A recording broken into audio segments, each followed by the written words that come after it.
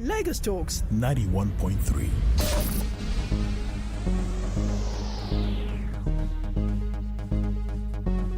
News.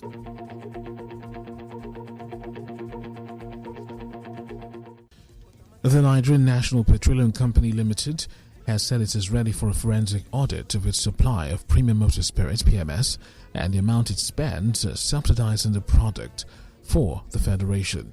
The NNPC's position followed claims by the Controller General of the Nigeria Customs Service, Colonel Hamid Ali, retired last week, about the fuel consumption figures in the country.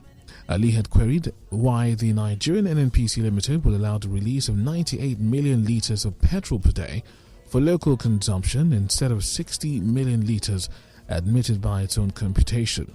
However, reacting to the claims made by the Customs CG, the National Oil Company on Sunday said that between January and August this year, the total volume of premium motor spirit imported into the country was 16.46 billion litres. A Labour Party chieftain, Pat Otomi, says Peter Obi's presidential campaign team will set up donation portals which will be made public by next week. Obi, the 61-year-old former Anambra State governor running for president on a platform of the Labour Party, has been on a tour abroad for days, meeting Nigerians in diaspora. On Obi's diaspora consultations, Professor Pat Otomi, a former presidential candidate and founder of Center for Values in Leadership, had said it would be totally unthoughtful if the party do not engage Nigerians in diaspora, also adding that they should not be underestimated. Otomi, who described the Obedient movement as a revolution for the liberation of the black man, said young people give their allowances to support the presidential ambition of the Labour Party candidate. The presidential candidate of the People's Democratic Party, Atiku Abubakar, has promised to give 40% of his cabinet positions to women and youths if elected president in the 2023 general elections.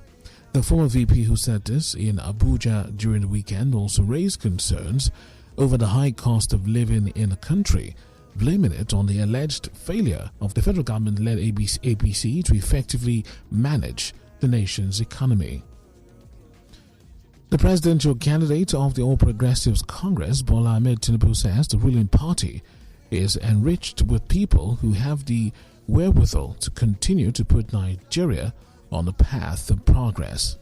Tinubu, who stated this at the weekend in Abuja at the flag-off of the APC Northern Speaker's door-to-door for Tinubu Shetima 2023, said that the APC, as a party of progressive ideas, will continue to put Nigeria on the path of progress and sustain its legacy in the transportation sector, the agricultural sector, and the education sector for the good of every Nigerian.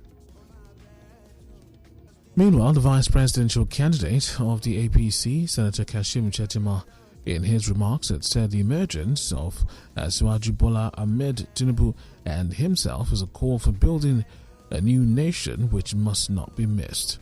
The Forum of All Progressives Congress APC Northern State House of Assembly Speakers, through its chairman, Right Honorable Yusuf Ibrahim, also assured the party's presidential candidate, Asiwaju Bola Ahmed Tinubu, of its unalloyed support towards realizing his presidential dreams in 2023. Of progressive ideas. We want good education for our children, good development for Nigeria, prosperity for this country, agriculture and agro-allied projects to be embarked on. But this door-to-door will give you a message. Tell them. If they want to push problem, we are better at countering them because we are thinkers. And the future of this country rests on the quality of leaders we choose. Anyone who plays to sentiment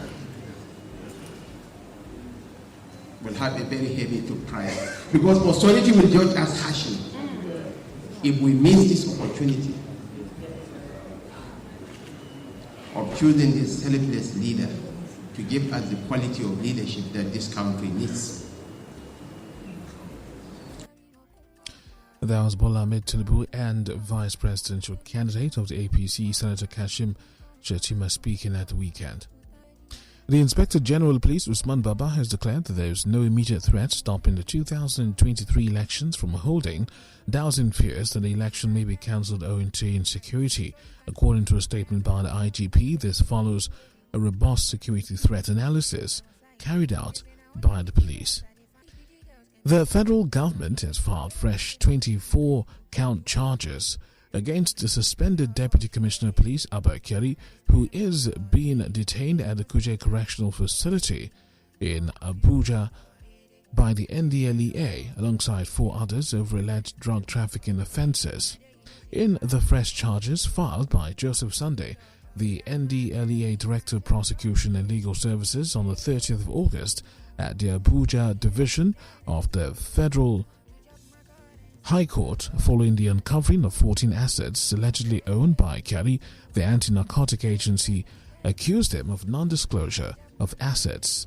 The agency said it traced several properties to Kyari and some of his siblings in Abuja and Maiduguri, Borno State.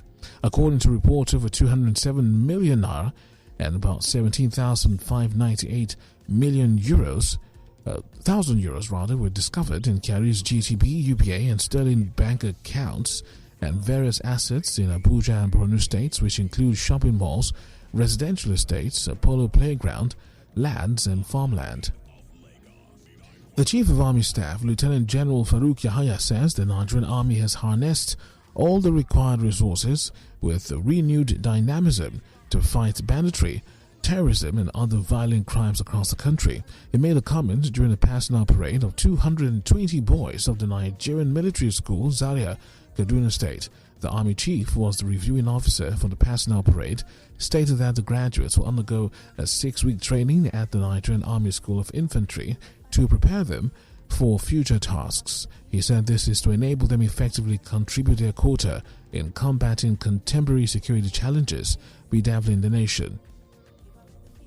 Nigeria's Vice President, Professor Adebayo Banjo, has expressed his deep gratitude to Nigerians for their prayers and everyone, especially the medical team, following the recent successful surgery on his thigh. The appreciation, which was conveyed in a statement he personally signed on Sunday, was coming 9 days after the operation was performed.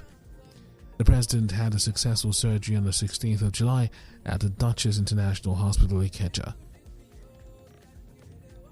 Gunmen have abducted scores of travelers on the Benin-Owo Expressway in Ifo, the headquarters of Ose, local government area of Ondo. While the actual number of victims could not be ascertained, sources say there were about over 32. One of the sources in the town who disclosed the incident to newsmen on Sunday said the victims were traveling in a Costa bus from Benin to Ondo State, where they went for a burial ceremony.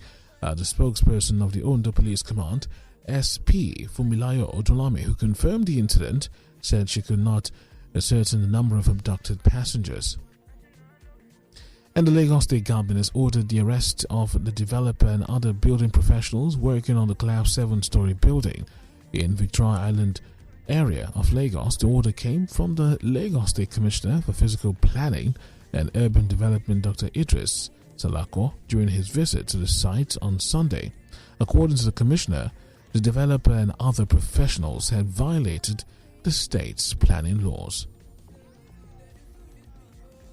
The Economic and Financial Crimes Commission, EFCC, has filed an 11-count charge of conspiracy, forgery and stealing against the Speaker of the Ogun State House of Assembly, Olakunle Oluomo, and 3 others. The charge was filed by the EFCC's Lagos Head of Legal Monitoring Unit, Rotimi Oyedepo, at the Federal High Court at Abeokuta, Ogun State.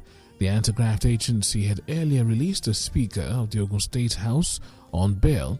He is, however, expected to return back to the Lagos office of the Commission today with other officials of the State House of Assembly, especially the clerk and accountant, for further questioning. On the international scene, Kenya's Supreme Court this morning ruled that William Ruto was properly elected president, dismissing several petitions seeking to annul the August 9 election results. His rival, Raila Odinga, and others had alleged that massive fraud, including tampering with result forms, had taken place. Ruto garnered 50.5% of the vote in a closely fought election. The 55-year-old will now be sworn in as the country's fifth president next week. And also topping the headlines, UK Foreign Secretary Liz Truss is expected to beat former Chancellor Rishi Sunak and be announced as the new leader of the Conservative Party and next British Prime Minister at about 12:30 this afternoon. The winner, who will replace embattled outgoing leader Boris Johnson, officially becomes the Prime Minister tomorrow after travelling to meet the Queen in Scotland. The new Prime Minister will inherit a flagging economy with inflation at a 40-year high and soaring energy bills.